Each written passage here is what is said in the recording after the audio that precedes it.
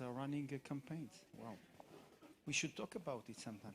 Okay, so Dr. Ossi Mokrin is a tenure senior lecturer in the Department of Information System at the University of Haifa and a visiting scholar at the Harvard School of Engineering and Applied Science. She heads the Content and Social Network Group, SCAN Lab. And Ossi develops methods based on information theory and cognition for extracting knowledge from unstructured and temporal data.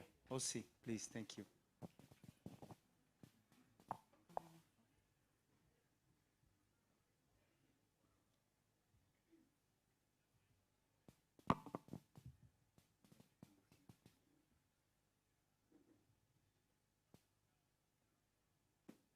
So hi everybody, I'm Ossi Mokrin, and I'm going to talk about decoding hidden knowledge, which is something that I will explain in a second. But before that, I will talk about what we do in my lab. So we have cognition. We are in the section of cognition and network science. And if there are students here who are interested, you can come and talk with me after the talk. So I will explain about how we do knowledge discovery using information theory, and then I'll talk about applications. So there's going to be the method, and then the nice applications that are to come. So I mentioned unknown knowns. So what is an unknown known? Well, Freud said that it's the missing, not conveyed, which is an integral part of the whole. And a lot of therapists are getting a lot of money to extract that out of people. So how do we extract it automatically? Let's take an example. Assuming I built, we built a recommender system for music. And we take it to our friends on a barbecue on a Sunday, and we're going over there, and one of our friends is trying it, and the system finds that our friend is really into early pop rock.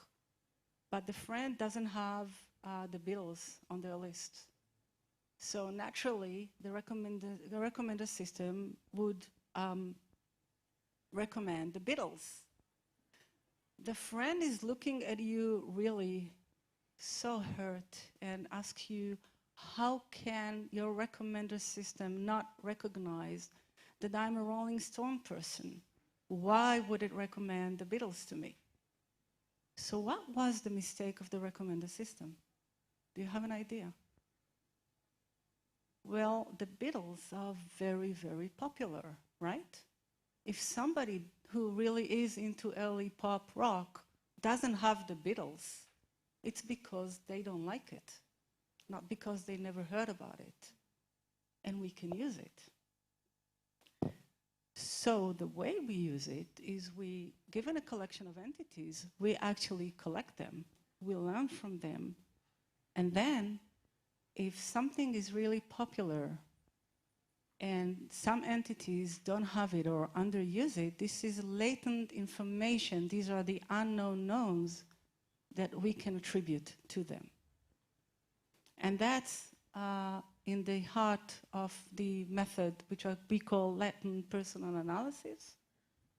And what we do is we use the population to represent and find information about its members.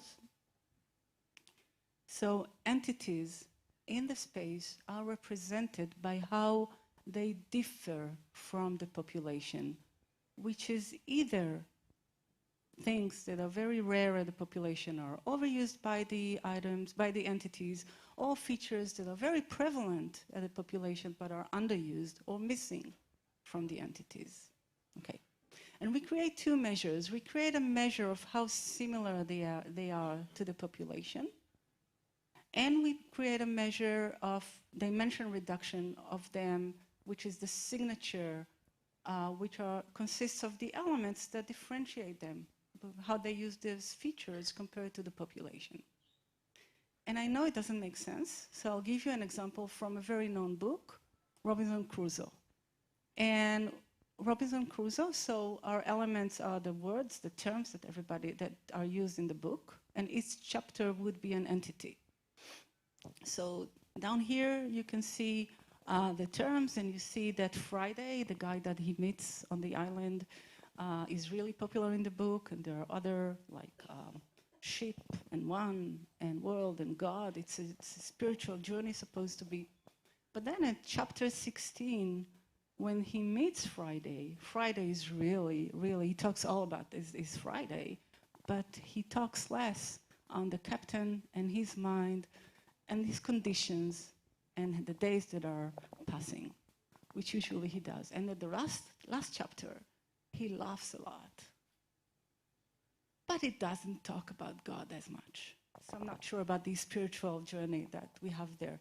So we have latent information, which is stuff that exists there, but in this chapter is not used, and this can tell us stuff about what is going on in the chapter itself. And we can use that to learn about people. Now, I'm not going to get about how we create the differences, and this is all in the paper, but what it gives us is increased distance from missing or underused popular terms, and decreased distance for the large tail of very unpopular information. Okay, and I went over there. So let's go to social media. And what we were interested in is to find sock puppet accounts. Sock puppet accounts are accounts that the same author is authoring, but is using with different personas, as if there are different users. So our assumption is that people have a style, and the style are the features, the terms that differentiate them, how they use them from the population. So we assumed that once we find these features that people are either underused or overused, we can actually represent the personas by them. We also showed that it's different from just sampling the population. And it's a signature, it's an attribute of the individual. And if we have a signature that is an attribute of the individual, and now we represent the individual by it, and we find the average distance between all users. Now, up until now, unlike AI, all I did was doing logarithms and adding and subtracting. So if we did here 4,000, if we have 4,000 users, which is quite a lot to handle, and we compare all of them to all of them, we did it overnight.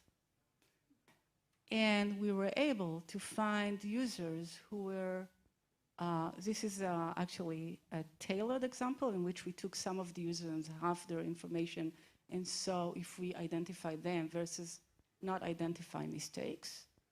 And when we went to the real users themselves, and we took as a threshold of similarity average -3 standard deviations, we found 1,500 accounts that we suspected. We found twin accounts there that had very similar signatures. And when we sampled them, we saw that sometimes they don't even try to hide that it's the same person. And we really analyzed all of them and saw that with high probability they were the same author. Okay. So this was something that was really easy to do. And then, if you remember, I also said that there is a distance, and the distance is a measure of your personal style. So then we asked ourselves, does ChatGPT has a style? Maybe it doesn't have a style. Maybe if we generate text by ChatGPT, it will be very similar to the population. But it was a mistake. ChatGPT has a style, and let's try to understand if we can identify it. And here are, what we did is we took fan fiction, which are stories that people who are not the authors of, in this case, Lord of the Rings, they wrote. So there are fans, and they're writing fiction in the spirit of Lord of the Rings. So we took a couple of thousands, or like 5,000 of them, and we found the most frequent terms they're using. And then we prompted ChatGPT and asked it to create fan fiction stories in the spirit of Lord of the Rings. and we created the most frequent terms. And you have it here, and it seems pretty similar. But can you identify?